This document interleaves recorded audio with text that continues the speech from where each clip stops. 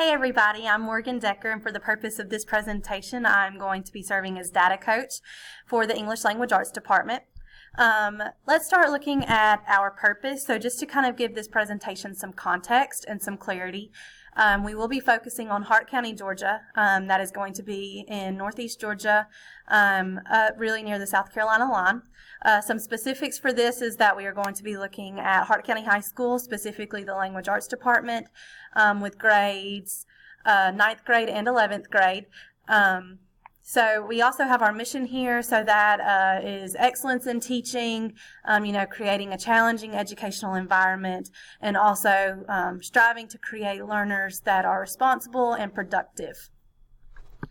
Some guiding questions for this presentation include: how can we increase student mastery of English language arts curriculum? How can we ensure student success in the content area of English language arts? And then how can we provide effective instruction that is connected to our school's literacy plan while also ensuring that we are meeting the needs of our diverse learners? So this brings us to student demographics and teacher demographics. So you'll see here that it says for the past 3 years. So we'll start by looking at total enrollment. So you'll see that for each of the 3 years that are showcased here, it stays in the 1900s. So most recently, the 2017-2018 data has revealed that we had approximately 1,993 students, and that is a combination of both fall and spring semesters. You'll see enrollment by race and ethnicity. We have a majority white school, so we have about 65%, give or take a percent, for each of the last 3 years.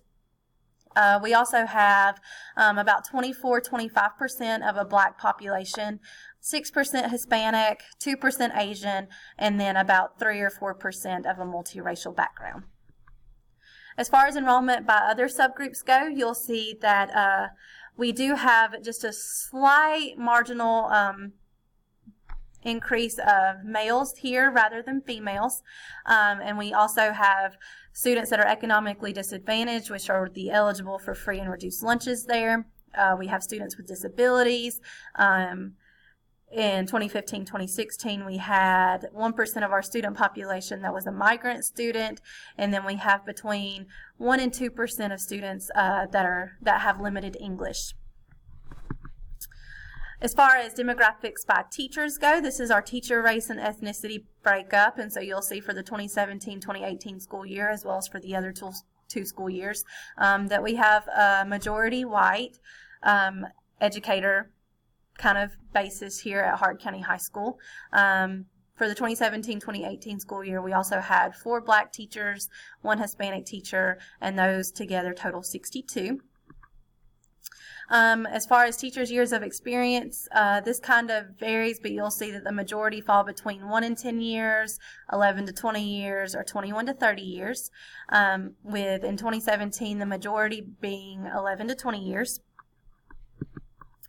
And now we're really going to start looking at the data. So we have 9th grade literature and composition data and 11th grade American Lit data. And so here we're first going to start by looking at the 9th grade data. So you will see that, overall there was a rise in developing scores over the 3 years. So unfortunately that is not what we want to see. We want to see an increase in proficient and distinguished learners. However, over the 3-year time span, our proficient scores did go down, as well as our distinguished scores. And so kind of analyzing the context of the department, in 2017-2018, we did have 4 new teachers enter the department. And so although one of those teachers was tenured and did have experience, the other 3 were brand new to public schools in general and really teaching in general. And so in the 2017-2018 school year, 2 of those new teachers actually did teach 9th grade literature and composition course. And so that could be where the breakup has come from. But now I will say that, overall, between just looking at 2016 and 2017 data, there was an increase of proficient scores, which is really good. And then there was that decrease of the developing scores. So overall, there is a trend that is kind of pushing towards higher scores in the 9th grade literature and composition data. When we look at American Lit data, we'll see that our proficient scores did go up. We have about a 3 to 4% increase there. And we also had an increase in distinguished learners, so that goes from 4.6% to 6.8% when looking at the 2016 compared to the 2017 data. As far as comparing data from RESA and the state, you'll see that we are, somewhat in line with our 9th grade EOC data, and this is from 2015. So with that, we did exceed state and RESA in level 1s. So unfortunately with RESA, we were about 2.5% higher with our total amount of students that scored in a level 1, and with the state we were about 1% higher. And so that's definitely something that we need to look at and kind of determine why that was. And we also did exceed RESA in level 4s by 1%. So that was awesome. You'll see here that with level 4, RESA is in the red, and they were sitting at 3.5%, and we got 4.5% on level 4s. And so that is a major accomplishment. RESA, is the multiple districts within our state that we are used to compare with, since we only have one high school in our district. 11th grade EOC data comparison. So RESA performed much higher, or, much better, much higher than we did. They had about 2% more 2s, about 4% more 3s, and then we had an equal amount of 4s. So we definitely want to, push to become a better school and, have higher ranking scores than compared to our other schools in our region. Unfortunately, though, we did have the highest amount of level 1s compared to RESA and the state. So that is definitely an area of weakness. So determining where those level 1s are coming from and how we can address those and work towards getting them to move. As far as 2016-2017 data, this is going to look at our 9th grade EOC data. Unfortunately, we had almost 2 times as many 1s as our state did, almost 2 times as many 2s as our state did, and unfortunately, the state well outweighed us in terms of proficient scores, so those level 3s. So there's really a need and a push for more proficient and distinguished scores, especially when you'll see that only 1% of our population, or of our student body of 9th graders, scored a 4 compared to the 10% of the total amount of 9th grade students that actually took this assessment. And then this is the 2017-2018 breakdown. So you will see that, we are closing gaps that existed the previous year. However, we still do need to pick up. So there was only a 9% difference in the beginning categories here. So if we could just kind of trim our beginning learners down and move those to a different bubble, that would be great. There's only a 17% difference in developing learners compared to the almost 50% increase that was shown the previous year. There's an 18% difference in the proficiency level, or in the proficient level here, with the state having a 43% proficient score and our school having a 25%, and then there's still that 8% difference in distinguished learners. So with our EOC data breakdown, you'll see that with African Americans, unfortunately, they are truly scoring the most in terms of being the beginner learners with that scoring. They also have the least amount of 3s and 4s when compared to other ethnicities and races. So just this data alone shows that our African American subgroups are being underserved.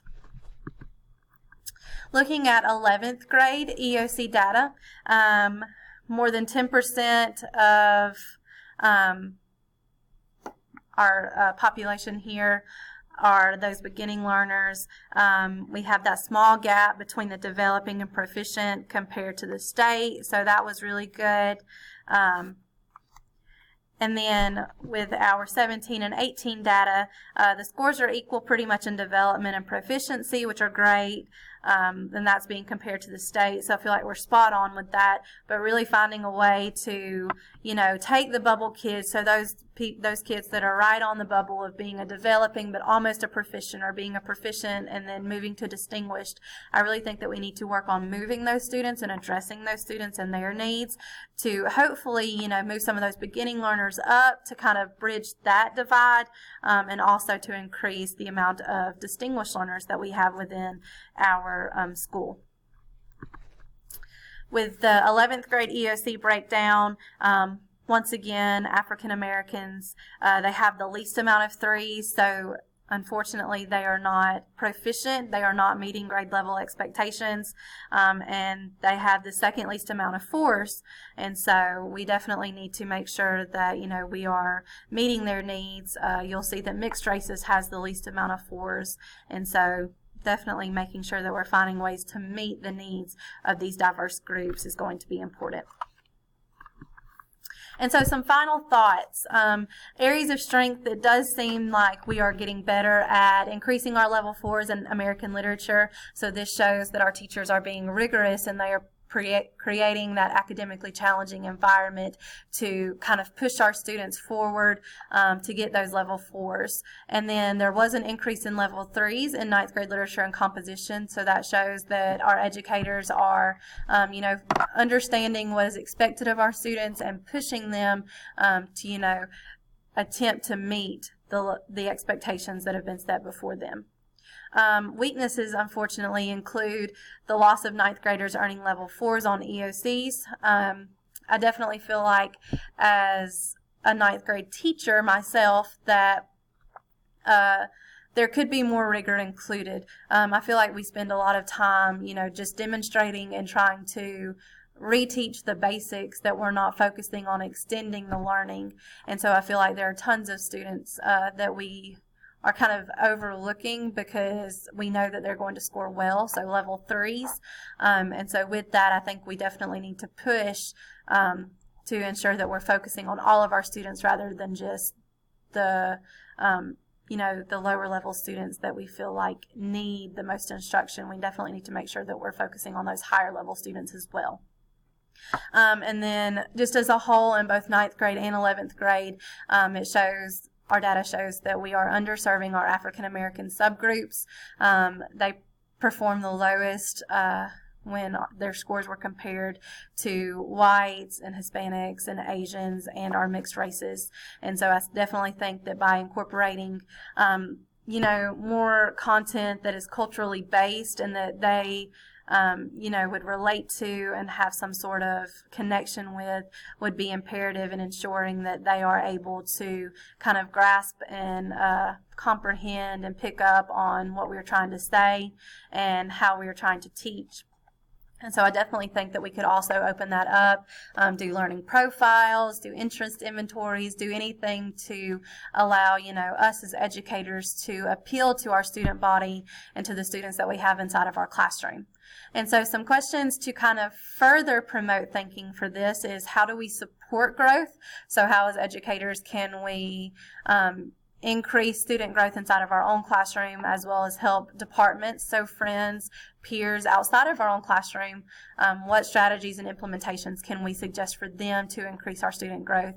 And then ultimately, how can we ensure that we are reaching every demographic group that we serve inside of our classrooms?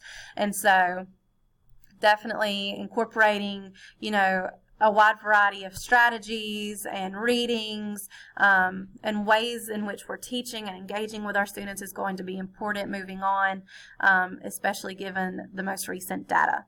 And so that is my data overview. I hope you enjoyed. Thank you.